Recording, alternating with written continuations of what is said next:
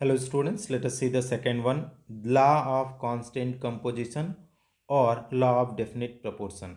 These two law we have to understand thoroughly. Okay, that is the two law together is named as only one law.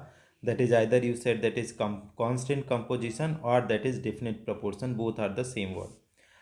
This law deals with the composition of chemical compounds. It was discovered by the French chemist Joseph Proust, 1799.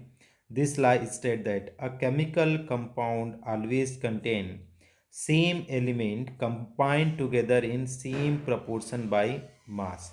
So in the same element in a compound combined together in the same proportion by mass.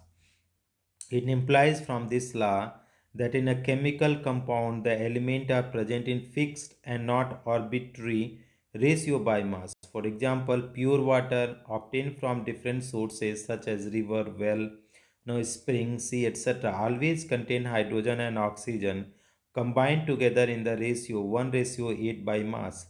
Similarly, carbon dioxide can be obtained by different method by burning, heating limestone, the reaction of dilute HCl, hydrochloric acid and marble piece. It can be always experimentally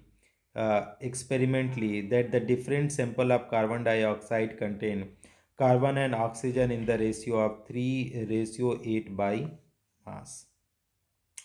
So if you see student H2O is there, any source you see student, it is 2:16, that is 1:8 by mass.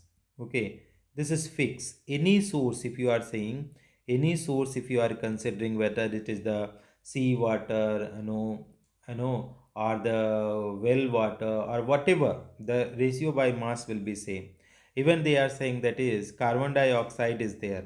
Okay, whether it is you are obtaining by burning of the carbon, or you are obtained by burning of the methane. So whatever it is giving student, the ratio of the masses will be same. 12:32, that is 4 3 jar 12, 4 8 jar 32, 3:8 gram by mass. This is the fixed. Let us solve out some problem student. Okay, 1.375 gram of cupric oxide was reduced by heating in a current of hydrogen, and the weight of copper that remained was 1.098 gram. In another experiment, 1.179 gram of copper was dissolved in the nitric acid, and the resulting copper nitrate converted into cupric oxide by ignition. The weight of cupric oxide form was 1.476 gram, so that these results illustrate the law of constant composition. First experiment is there, copper oxide is there 1.375 gram, copper left is 1.098 gram.